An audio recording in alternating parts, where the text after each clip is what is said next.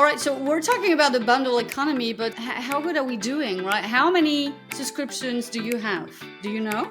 Oh well, that's a good point. Like when we started thinking, I thought I had 10, but now I'm really thinking, how much do I have? How much do you have? So I think I have.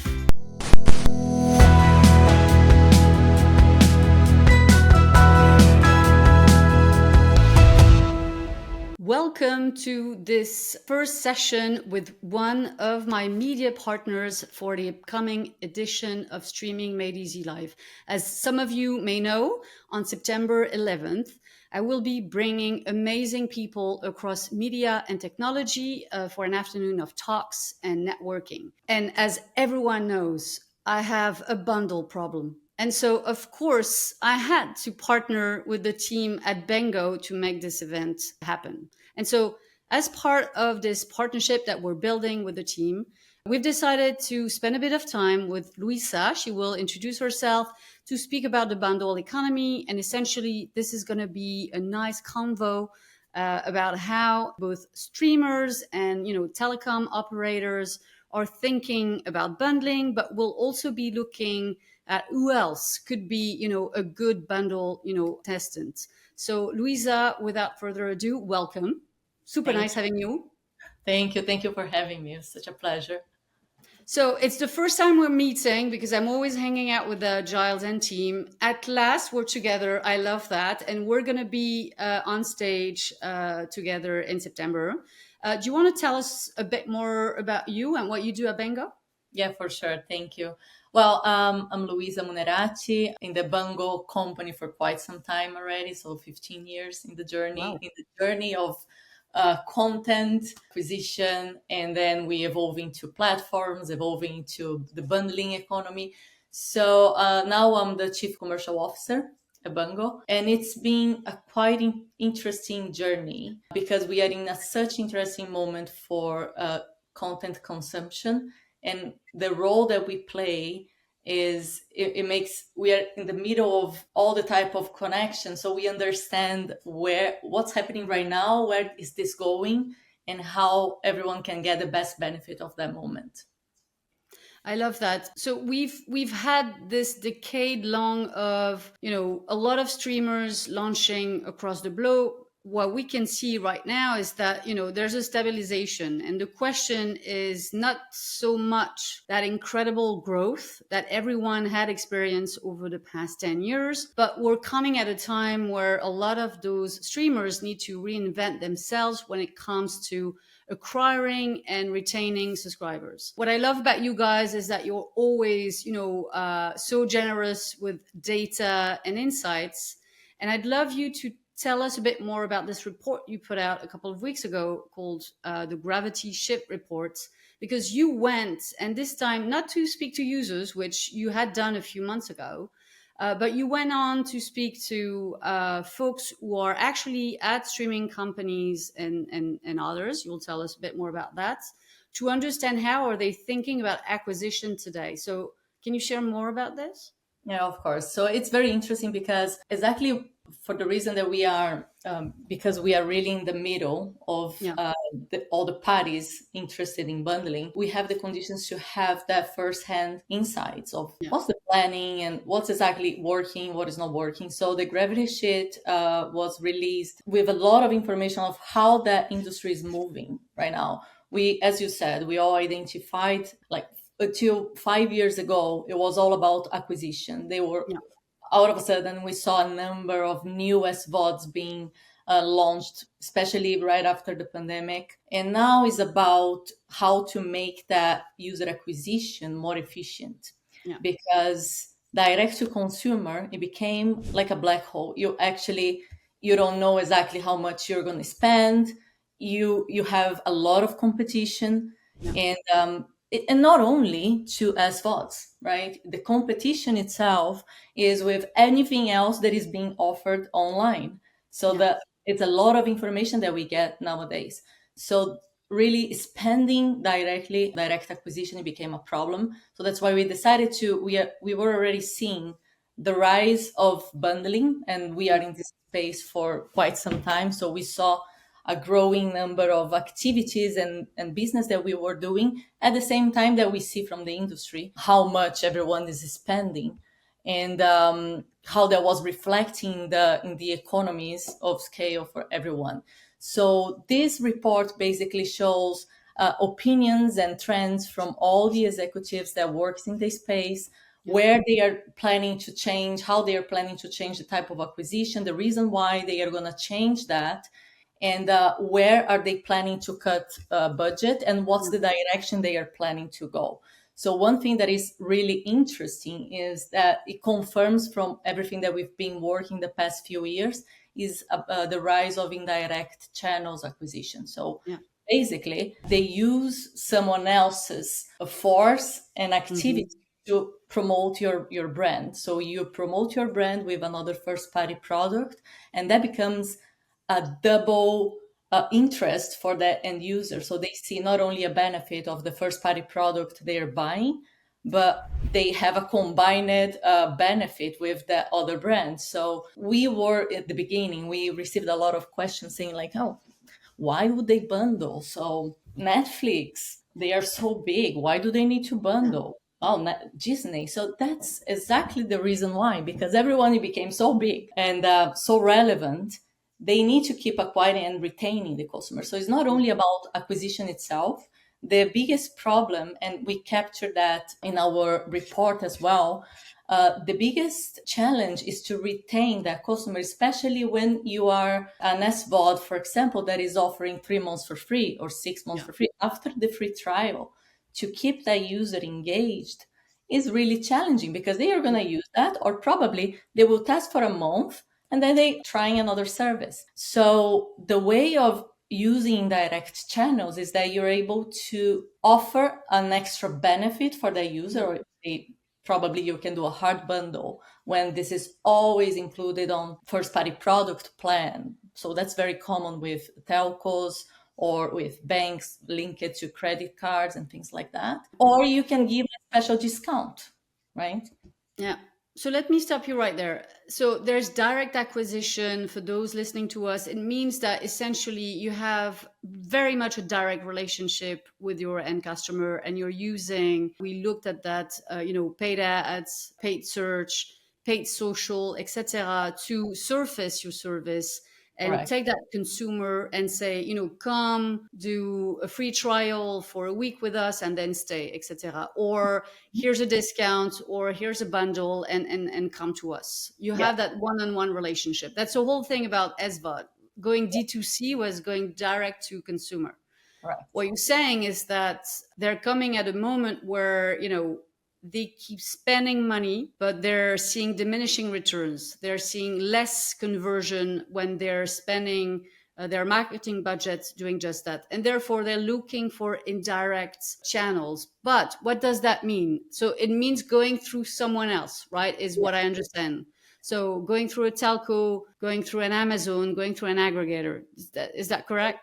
Is exactly that. So the direct channels, you always have the relationship with that customer. You are the one, the solely responsible of retaining that customer. So it becomes that challenge. Okay, you bring that either via search ads or display ads, social media, influencers, whatever type of marketing activities that you're doing. While in the indirect channel, actually you are relying to that second party to promote your brand alongside to their first party products. So lots of things that we see very commonly happening is, for example, telcos promoting SVODs, part of their data plans or their broadband packages, because it becomes more interesting. So they are the ones that own that relationship with that customer.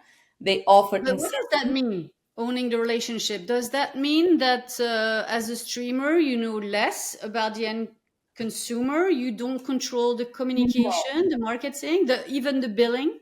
Not necessarily. So usually when you resell that, is exactly giving the right for someone else to resell that product. So they will control that billing if that's the case, or if it's a hard bundle, they will be the one responsible to give you that subscription for free as long as you are entitled and authorized to get that. And the streamers, the SVODs, they will have the information they always have related to that subscription itself, but not the acquisition information itself. So they kind of see that as a third party channel to Yeah. bring new customers. Often in the US, we hear about, wholesale deal and wholesale subscribers. Is that it? So the charter subscribers brought to Disney Plus, etc. And very often you hear and you read in earnings reports that the value, the commercial value, at least at face value, is lower, right? Also often because as part of a bundle, you're not necessarily negotiating the exact retail price. You may be wholesaling or reselling at a lower price than what someone would pay, directly. Is that correct? Yeah, so when it's about direct to consumer, you're paying the retail price, right? The SVODs owners, they can do a certain Yeah. type of promotion, but it's always the recommended retail price that is in place. When it comes about those third-party negotiations and relationships, exactly they offer a wholesale price into the exchange of another benefit. So you Yeah. guarantee me a number of subscribers into that. This is a sort of a different type of marketing Yeah. activities that you're doing. So you're trying Yeah. to guarantee the number of subscribers, exchanging a different price. So then they are able to properly promote that into part of the whole data plan. And it's proving to become extremely successful because we see on the past 3 years that we are really working more than 3 years, 5 years now, Yeah. working this space. Is just a rise of this kind of subscription. While we see that on the direct to consumer strategy, the cost per acquisition is increasing a lot Yeah. because everyone is promoting everything Yeah. online and do a lot of things. It will never stop. Everyone's trying to get your attention. Everyone's trying to get your ad dollars. And so, yeah, to get that, to get those eyeballs is more expensive. It's much more expensive. Yeah. Okay, so super interesting. Went from a world where direct, was it, and also everyone thought they could do it, on their own forever. And now there's that, awakening saying, okay, we've come to, so a Netflix, we're looking at, over 300 million subscribers. They haven't done all of that on their own. Early on, they've gone through, telcos and bundles to win there. The question here is, historically there was still very much that relationship where they were staying in control, and when you join a lot of indirect distribution channels, and I'm thinking places like the Roku channel or Prime Video, you surrender much more. Hence why you haven't seen Netflix and Disney so far going that route. What's any idea why? What's the reason behind that? I disagree in part of that. There are Okay. different type of resellers, right? Okay. So when we talk about like Amazon channels Yeah. or Roku, is a different type of experience. That yes, Yeah. on Amazon they already have most of the fast channels and many of the SVODs there. Yeah. That primarily their intention, in which, by the way, for most of those partners that are on Amazon channels, 80%, over 80% of their total acquisition is done via Amazon channels. Yeah, So that it's insane. is They're insane. over reliant on it, which I Exactly. mean, this It's is also a this. risk. Yeah, it's great business, but you're right. I had read over 60%, but it's a massive number.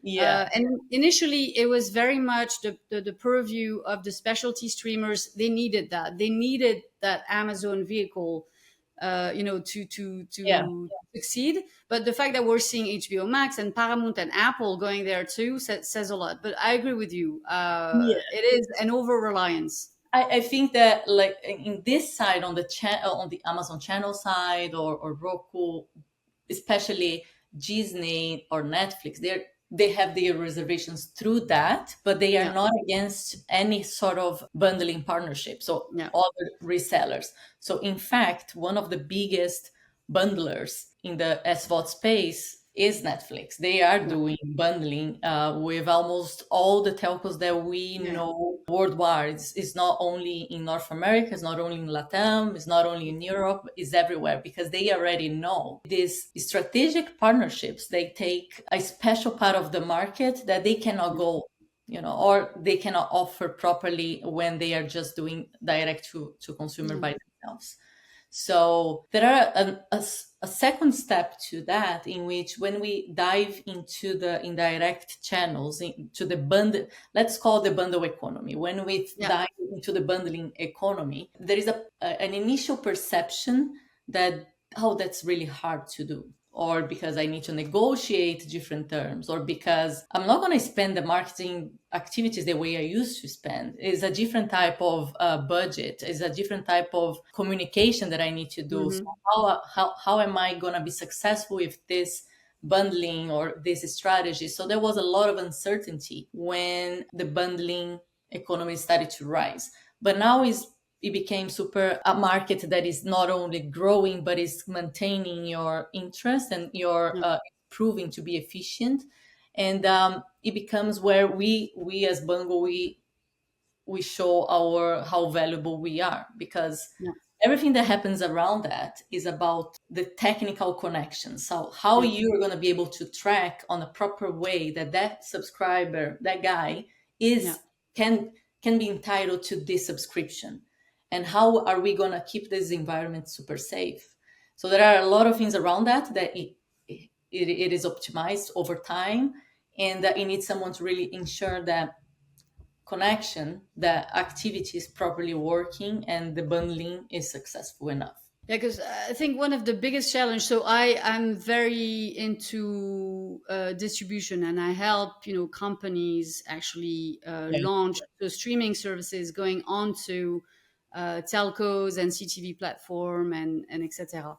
And of course, when you're looking at Prime, at the Roku channel, that particularity where it's not a proper bundle is that the integration is at the program level, right? You got to deliver your content, and then you have that corner, and that's essentially it. What you mean by bundling, it's very much taking your standalone app and making it accessible in another environment. So you're facilitating that launch and that interconnection, so to say, between the backend of a Netflix and the backend of let's take the example of Verizon, for example. Is that what you guys are doing?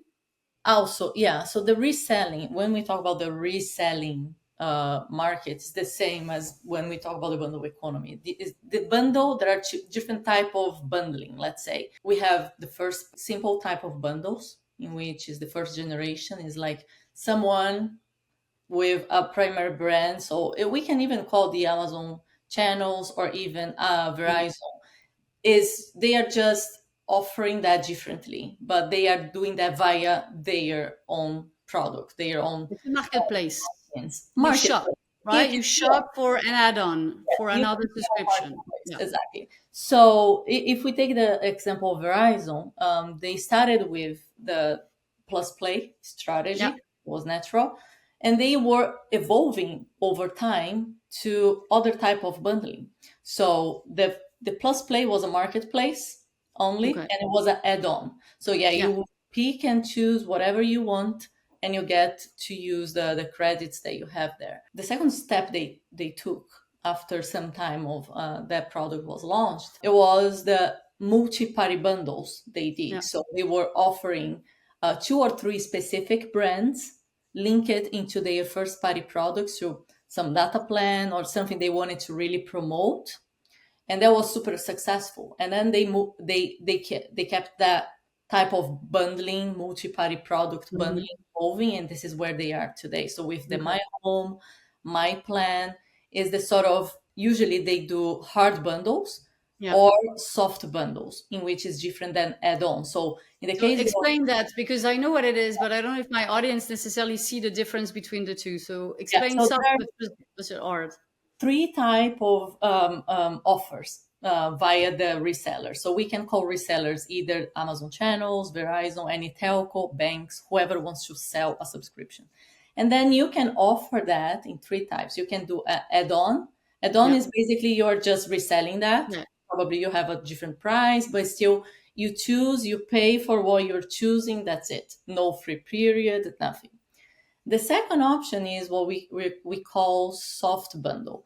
The soft bundle either give you a period of discount. You can Yeah. give 20-30% discount for 3 months, or you get some time for free if you are in that certain data plan, or if you are in a special category for that Yeah. company. Or the hard bundle. The hard bundle is really when it's fully included on the Yeah. first party product.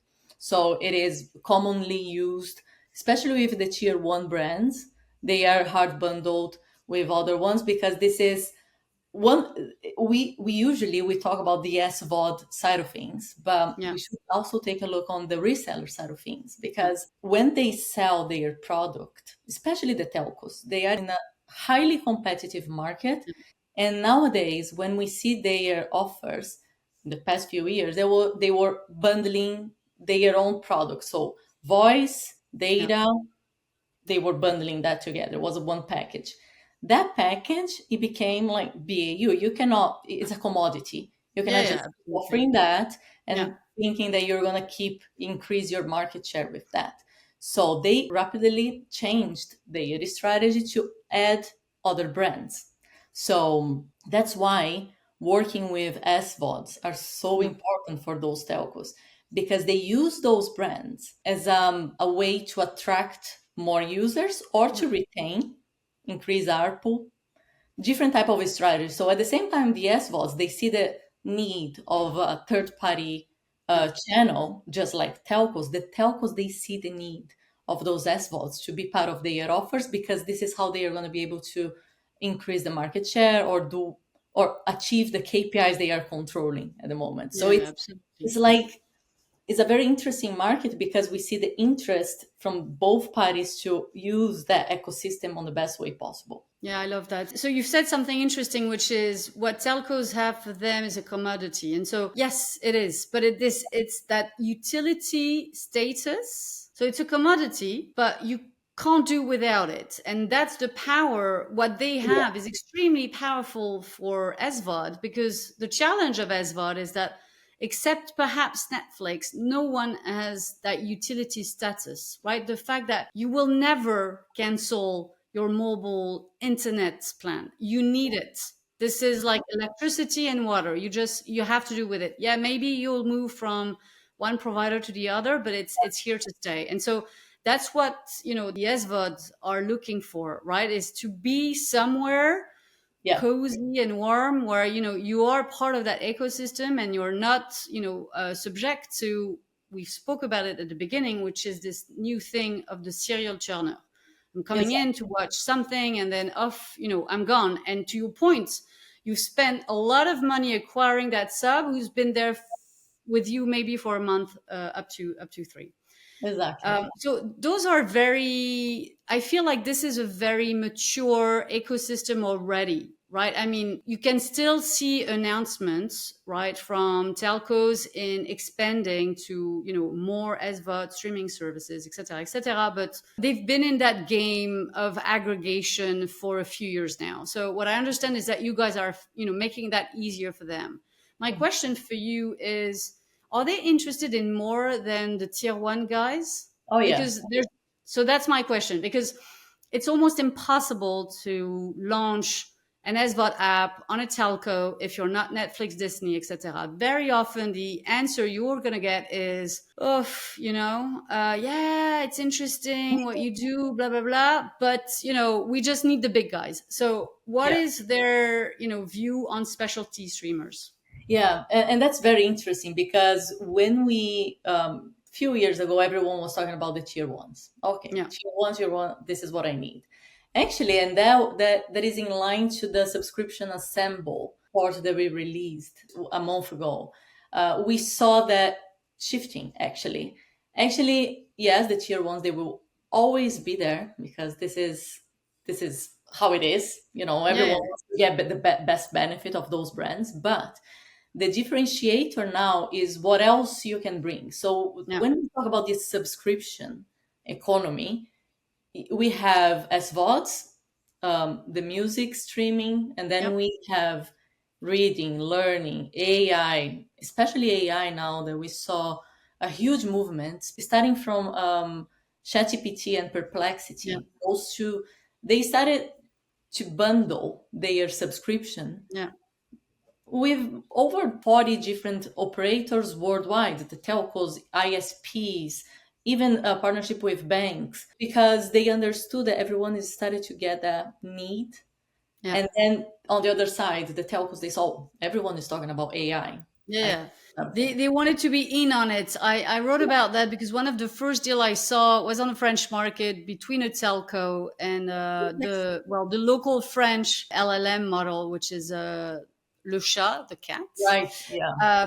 from Mistral. But so does that mean that you guys dabble across video, music, reading, everything? Do you also do partnership with AI companies? Yeah, we are agnostic to the type of subscription Okay. services. So we bundle any kind of subscription service to any type of reseller. So a reseller can be a bank, can Yeah. be a retail company. We recently launched with in Portugal. It's interesting. It was Continente is the biggest supermarket brand Yeah. in Portugal, and they have a super app, and they wanted to launch something.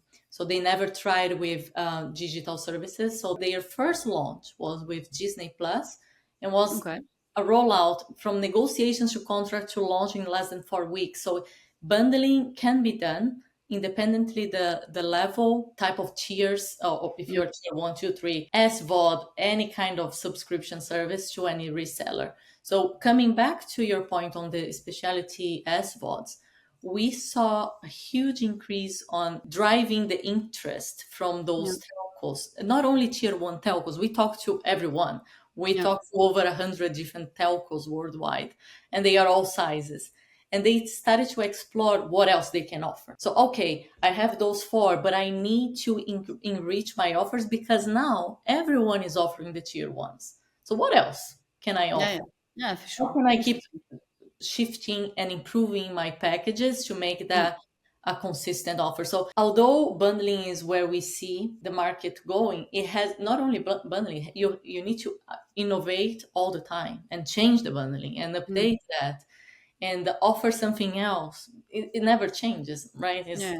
the market's just shifting, but it's it's evolving all the time. So those who've been at this for longer, the telcos, they are, offering video, but they want to go beyond the tier one. They want to go long tail, and they want to go multi-vertical. And so music, gaming, reading, you name it. You've mentioned so Continente, and I think that's a great segue because what we saw with the report you did a few months ago, we had you guys on the podcast with Anil, your CMO, well, former, speaking about retailers and something that so retailers I had I expected that because essentially anyone who has a tight customer relationship is a great candidate for bundling. Mhm. But very high in the numbers, you had social media platforms, and that I did not see that coming. So, anything you can share on that? Like, who are we talking about? Who is a good candidate to do bundles in social Yeah. media? And, we saw that recently happening. And one quick example that we have already to share is the Snapchat. Yeah, Snapchat, they created a subscription, Snapchat Plus, and that gives you access to different features into the app, etc. So to start, they are a social media, and they yeah, created a product to be bundled with other parties. At the same time, we see those social media partners interested in bundling something else yeah, to whatever they are monetizing. So TikTok, they are talking about like the CapCut is part of their strategy as well. So the CapCut is the paid part of that to create the videos and edit, or even monetize through the TikTok monetization program. So they are trying to bring different type of views into the ecosystem because I already understood how powerful they are, yeah, how much time we spend every day in social media. yeah, So if they can add more reasons for you to stay there, the better for them. They are Yeah. going to monetize in different ways, etc. What's fascinating is that video streaming went from ad free and are now going ad supported. But essentially, what you're doing is that social media, which at the core is very much ad supported, they're making subscription moves because they're looking for new Yeah, pockets of revenues, etc. An ad free experience when people want it, or against a subscription fee, you have access to features that perhaps you don't have access to if you're yeah, only on the ad. It's a great way for them to also future proof the business, huh? Because we've seen it, like the ad pie is not getting bigger. You just have more people eating yeah, it.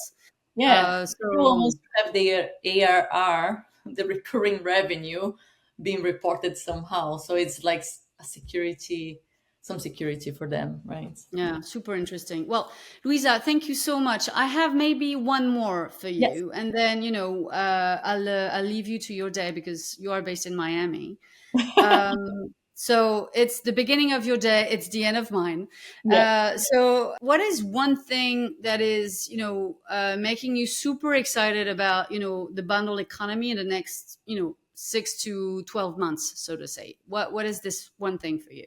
I think it's about how rapidly everyone is realizing that they need to find ways to acquire and Yeah. retain the customer. I think it's about retention today. Mm. We saw that bringing new customers, doing the bundling it is needed. It's something that everyone will start doing, but the Yeah. strategies of how to retain that customer and offering something different to bring that interest for me is how I see already, especially from our existing customers. We Yeah. we saw in the initial years an adoption of new offers and everything, but now is about changing, adapting, offering more, or doing different type of partnerships that for us is super valuable because then we see in our data how the market is moving. So I think it's about that. So how often they are gonna improve those offers. Super interesting. I think it goes nicely with the fact that, again, they've moved away from that chase of just acquiring subs at all costs. Yeah.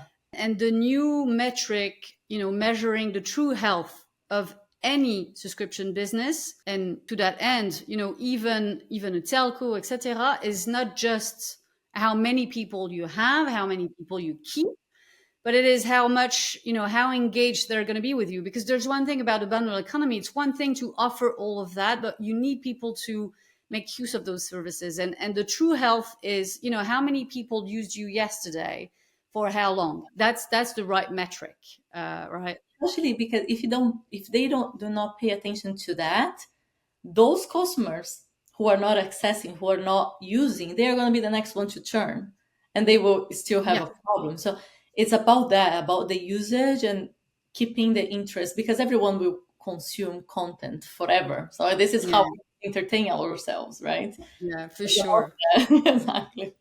So thank you so much for coming on board Well, thank of the event, spending time chatting about this. What I will do is I will include links to all of those reports, and I will share this interview in a couple of weeks on Substack and on LinkedIn, and of course, the team at Bango will do the same. But so I will see you in a few weeks. I'm saying weeks because we're 8 weeks away you. from IBC.